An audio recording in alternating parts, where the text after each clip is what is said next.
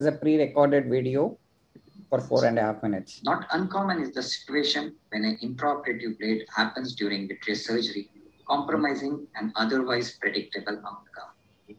Diabetics, hypertension, and patients with renal impairment have increased tendency of bleeding. Anticoagulants like aspirin and clopidogrel does not increase the bleeding tendency and need not be stopped. But the group of drugs which alter INR need to be checked and stopped.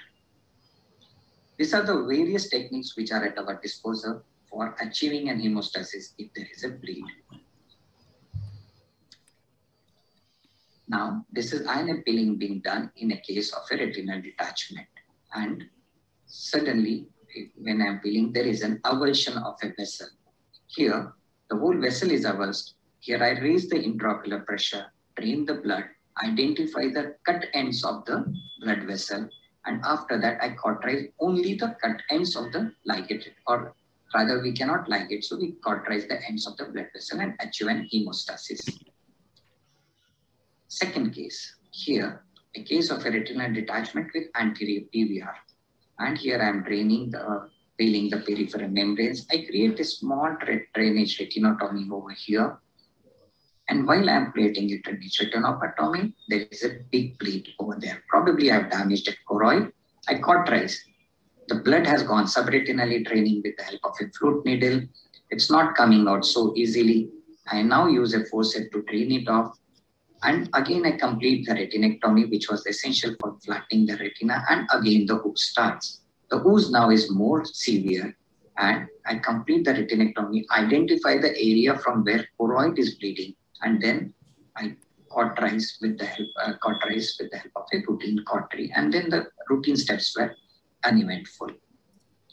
A case of a proliferative diabetic retinopathy, where we have almost complete at the end of the completion and the last part of the membrane being peeled. And what I notice when I'm peeling this, the blood has gone subretinally. This subretinal blood, now I'm trying to remove the pre-retinal blood, but the hemorrhage subretinally is going on increasing, and probably it might come into submacular region is the fear. And so I created a retinotomy and try to remove the clot over here. Now when I'm trying to remove the clot, the ooze continues. Yes, I do succeed in removing that clot, but the bleed starts again. Finally, here, we could not achieve a good hemostasis. The blood kept on percolating. We did cautery. We raised the intraocular pressure. But finally, we used a PFCL bubble.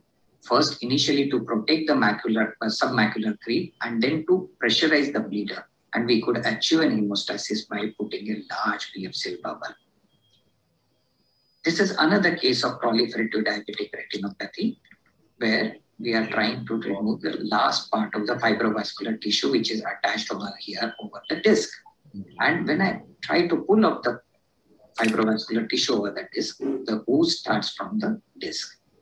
We raise the IOP over here to achieve hemostasis. We keep on draining the amount of blood which is accumulating over the macula, but still the ooze continues.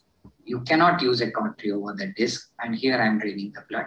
So finally I decide that yes, the ooze is minimal, so I should continue with the rest of the step. Probably the time would help in achieving a hemostasis. Yes. And so I have completed part ILMP, draining intermittently the blood which is accumulating over the disc, and still the ooze continued. And then I decide to press that ooze at the posterior over the disc with the help of a closed blunt forceps. And you can see where after pressing it, we could achieve an hemostasis. So to conclude, there are various steps to control intraoperative bleed, and you have to go in a stepwise pattern. You have to raise intraocular pressure. Sometimes, especially the disc bleed can be stopped with a simple pressure with a blunt instrument. Try to use cautery minimalized because it causes necrosis of the retina. And rarely, if the bleed is quite high, fluid air exchange and PFCL can be of a rescue. So most important thing is perseverance on such difficult roads can lead you to a predictable outcome. Thank you.